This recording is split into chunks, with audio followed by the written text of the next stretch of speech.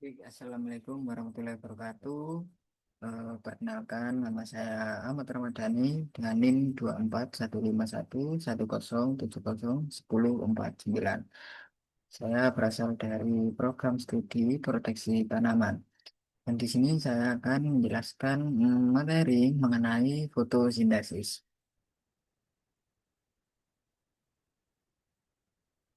Nah, sebagai awal pembuka dari eh, materi kita, di sini saya akan menjelaskan mengenai tentang tumbuhan. Tumbuhan ini tuh bersifat autotrof ya, yang yaitu bisa membuat makanannya sendiri dengan melalui proses fotosintesis. Nah, proses ini tuh sangat penting karena eh, bermanfaat bagi makhluk hidup yang ada di sekitarnya. Dengan fotosintesis ini menghasilkan glukosa dan oksigen. Nah, perlu kita ketahui apa itu fotosintesis. Fotosintesis itu sendiri adalah proses biokimia yang dilakukan oleh tumbuhan untuk mengubah energi cahaya matahari menjadi mengubah energi cahaya matahari menjadi energi kimia dalam bentuk glukosa dan oksigen. Nah, proses fotosintesis itu eh, di sini akan menjelaskan tentang sederhananya lah proses fotosintesis. Di sini ada beberapa bahan atau bahan utama untuk menjalani proses fotosintesis dan melalui reaksi kimia sederhana, yaitu 6CO2 ditambah 6H2O tambah cahaya yang nanti itu akan menghasilkan glukosa dan oksigen. Yang artinya tumbuhan itu mengambil CO2 dari udara. Jadi prosesnya itu seperti klorofil itu menangkap cahaya matahari dan tumbuhan mengambil CO2 itu stomata. Stomata itu mengambil karbon dioksida dari lingkungan yang nanti akan diproses menjadi fotosintesis. Dan tak lupa juga dari bahan fotosintesis sendiri itu ada air juga kan. Nah, itu air itu mengambil dari tanah melalui akar, penyerapan tanah melalui akar. Dan proses fotosintesis ini dibantu dengan cahaya matahari dan klorofil. Nah, cahaya matahari itu sebagai apa ya, kayak bantuan memasaknya lah, memasak dari proses fotosintesis dan klorofil itu menangkap dari cahaya matahari itu sendiri. Nanti itu akan menghasilkan glukosa dan oksigen. Nah, di sini saya ada gambar, yaitu gambar stomata dan kloroplas. Nanti ada strukturnya. Di sini ada gambar stomata. Nah, stomata ini, tugas dari stomata itu sendiri adalah mengambil karbon dioksida. Nah, karbon dioksida itu nanti eh, masuk melalui pori-pori yang namanya stomata ini. Terus kan tadi kan proses fotosintesis kan menghasilkan oksigen tuh ya. Nah, proses fotosintesis itu oksigen dari hasil tersebut itu nanti akan keluar melalui apa stomata itu sendiri. Terus lanjut di dalam stomata itu ada apa ya membran-membran yang disebut juga dengan kloroplas dan di kloroplas ini ada apa ya kayak lapisan-lapisan dan di dalamnya itu ada sel. Nah, di sini ada lapisan luar dan lapisan dalam. Terus di lapisan dalam ini ada apa ya? Ada kayak pil gitu dan ini adalah ada namanya sendiri. Dan di ruang untuk menampung eh, apa pil-pil atau sel-sel ini adalah namanya stroma. Nah, stroma ini yang nanti itu akan menjadi apa ya? Proses terjadinya fotosintesis nanti kan ada beberapa fase kan, ada fase terang dan ada siklus Kelvin. Nah, siklus Kelvin ini terjadi di stroma. Terus yang namanya tumpukan itu adalah granum atau grana. Terus yang satu yang terdiri dari satu atau mungkin satu bundaran yang kayak pil ini adalah tilakoid. Nah, fase apa? apa proses fotosintesis itu kan ada fase terang. Nah, fase terang itu terjadi di tilakoid. Nah, fase ini ada beberapa fase proses fotosintesis. Nah, di sini ada reaksi terang. Reaksi terang sendiri ini adalah tahap pertama fotosintesis yang menghasilkan oksigen. Apa ya? Reaksi terang ini berlangsung ya apa ya? Tahap awal proses fotosintesis untuk menghasilkan oksigen dan berlangsung membutuhkan cahaya matahari. Reaksi ini terjadi pada membran telakoid. Di dalam kloroplas ini nanti akan menghasilkan ATP dan NADPH. Nah, jadi tahapannya itu kan di sini ada reaksi terang tuh. Terus H2 apa bahan bahan dari reaksi terang sendiri ini ada H2O atau bisa disebut dengan karbon dioksida. Air dan maaf saya dulu. Air. Nah, air ini apa ya diproses melalui reaksi terang dengan bantuan cahaya matahari. Nah, cahaya matahari ini di apa ya? Enggak, maksudnya ini air ini dipecah namanya fotolisis air. Di sini ada yang namanya proses fotolisis air yaitu pemecahan air menjadi oksigen. Terus di nanti ada juga hasil dari pemecahan tersebut menjadi pembentukan ATP dan NADPH. Di sini NAP dan NADPH, ATP dan NADPH ini diproses lagi masuk ke dalam siklus Kelvin.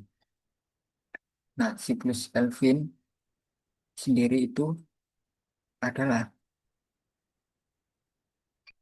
eh, maksudnya nggak bergantung pada yang namanya siklus Kelvin kan reaksi gelap kan.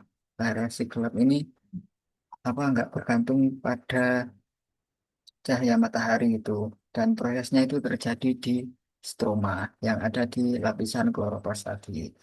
Nah, siklus Kelvin sendiri adalah rangkaian reaksi kimia yang terjadi di stroma kloroplas. Dan berfungsi untuk mengubah CO2 yang ini mengubah CO2 menjadi glukosa. Nah, tahapan dari fiksasi karbon apa fiksasi apa tahapan dari siklus Calvin ini terjadi dari kan tadi bahannya kan ATP dan NADPH kan.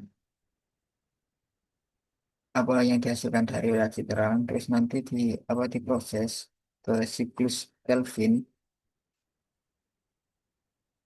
dengan beberapa tahap. Tahapnya yaitu tiga molekul CO2 masuk ke stroma kloroplas. Nah, CO2 itu akan diubah oleh RUBP. RUBP itu ribulasa 1,5 bisulfat suatu senyawa yang berkarbon. Nah, reaksi pengikatan ini dibantu oleh enzim Rubisco, enzim yang paling melimpah lah di bumi. Nah, nanti hasilnya adalah tiga molekul berkarbon 6 yang kemudian terurai menjadi 6 molekul 3 PK, PGA 3 apa ya namanya itu fosfoglycerat. Nah, dari tahap siklus Calvin ini kan nanti akan menghasilkan glukosa. Nah, dari glukosa ini sebagian dari hasil siklus Calvin ini adalah NADP dan ADP yang nanti itu akan kembali diproses lagi ke reaksi terang. Itu pun seterusnya siklusnya seperti itu. Nah, di sini bagian tumbuhan yang mungkin sangat berperan ya bagi eh, proses fotosintesis. Di sini ada daun. Daun sendiri itu adalah tempat utama untuk proses fotosintesis. Dan selanjutnya itu ada klorofil. Klorofil itu sendiri adalah zat hijau daun yang mencakup cahaya. Jadi klorofil itu tadi kan fotosintesis kan bantuan dari cahaya matahari kan pemasarannya. Nah, itu klorofil itu tempat apa ya? Tempat penerima, tempat menerimanya menangkap cahaya matahari tersebut. Nah, stomata itu adalah lubang kecil atau pori-pori kecil untuk masuknya karbon dioksida di lingkungan sekitar. Dan terakhir itu ada akar. Perlu yang kita ketahui kan tadi bahannya itu ada air dan karbon dioksida kan, dalam proses fotosintesis. Jadi itu akar. Akar itu menyerap air, menyerap ya menyerap air dari tanah melalui akar itu tadi. Selanjutnya itu adalah syarat-syarat untuk terjadinya fotosintesis. Perlu kita ketahui bahwa proses fotosintesis itu tidak akan apa ya berjalan jika tidak melalui beberapa faktor tersebut. Di sini ada cahaya matahari, air, karbon dioksida, dan klorofil. Jadi kalau misal kita analogikan seperti kalau kita mau makan mau makan ayam goreng kan kita perlu ada beberapa komponen kan. Salah satunya itu cahaya matahari. Nah, kalau misal dianalogikan itu seperti cahaya matahari itu seperti api dan kompor. Nah, kompor kan muncul api karena itu untuk proses pembakaran pemasakan. Nah, air itu sendiri adalah minyak untuk menggoreng ayam tersebut. Terus selanjutnya itu ada karbon dioksida. Nah, karbon dioksida itu sendiri bisa disebut juga dengan bahan dari apa ya? Bahan dari Hmm, pemasakan itu tadi seperti ayam goreng itu kan itu bahannya. Nah, klorofil ini seperti tempat atau wadah kita untuk melakukan penggorengan tersebut. Kan kita goreng ayam goreng kan ada tempat kayak wajan gitu kan. Itu klorofil itu sebagai tempat lah, tempat untuk menangkap cahaya matahari. Ini bagi tanaman untuk proses fotosintesis. Nah, dari hasil fotosintesis tersebut itu akan menghasilkan.